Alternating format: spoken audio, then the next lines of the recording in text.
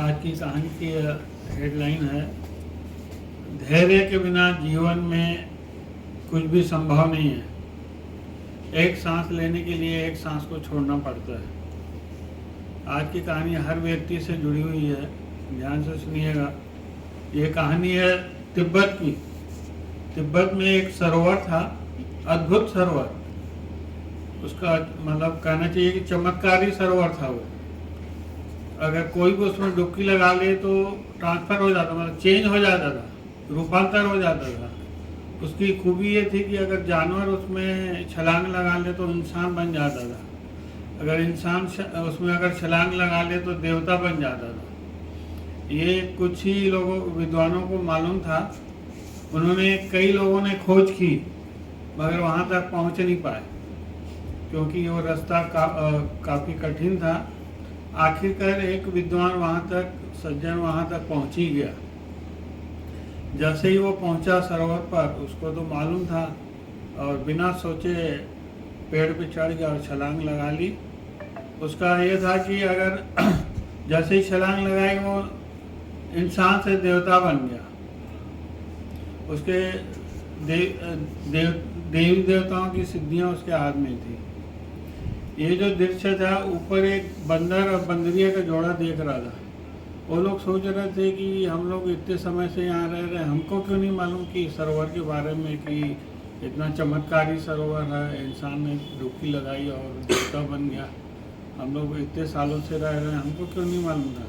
तो बंदरिया ने क्या कहा कि अब कौन सी देवी है, अभी हम लोग छलांग लगा लेते हैं। तो दोनों ने छलांग लगाई तो चमत्कारी सरोवर तो था, चमत्कार हो गया। वो दोनों पुरुष इंसान की जोनी में आ गए। वो जो बंदर था पुरुष बन गया, वो सुंदर नारी बन गई और दोनों एक दूसरे को निहारने लगे, काफ़ी खुश थे। तो बंदरिया बोली, जो सुंदर नारी बन चुकी थी, कि इतने सालों से हम लोग ऐसे ही रह रहे थे, हमको मालूम ही नहीं था कि इतना चमत्कारी सरोवर है। तो जो बंदर पुरुष बन चुका था, उसके मन में और लालसा आई कि नहीं, एक बार हम लोग और डुबकी लगाएंगे। वो जो रानी जो बन चुकी थी सुंदर नारी, तो उन्होंने कहा नहीं, इतना ही ठीक है, ज़्यादा मत बोलो, इतना ही ठीक है। और नहीं, अभी आपने नहीं देखा कि इंसान अंदर डुबकी लगाया तो देवता बन गया, हमको भी देवता बनना है। चल रही हो कि नहीं? तो मैं तो जा रहा हूँ। बोला नहीं, आप जाओ, मैं तो नहीं चलूँगी, इतना ही ठीक है बोले।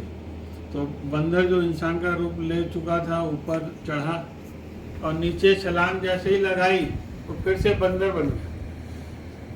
उसका अवगुण ये था कि अगर दोबारा कोई डुबकी लगाएगा, जैसा था वैसे ही बन जाएगा।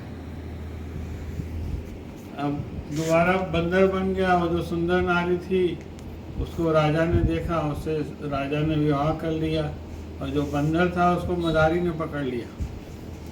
संजोग से वही मदारी राजा के राजमहल में करतब दिखाने गया, नाटक दिखाने गया। तो जो बंदरिया रानी बन चुकी थी वहाँ सिंहासन में बैठी थी और बंदर चाहते हुए भी कुछ नहीं कर पा रहा था।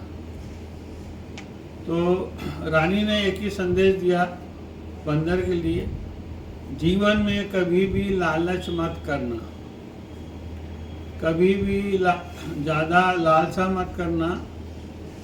जीवन में धैर्य जरूरी है, कहीं जाके संतुष्टि रखना जरूरी है, वही अपना सुख है।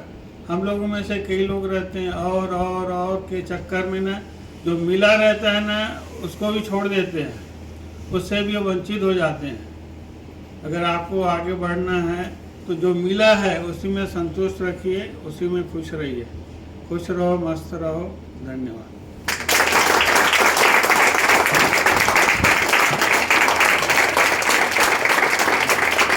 Thank you.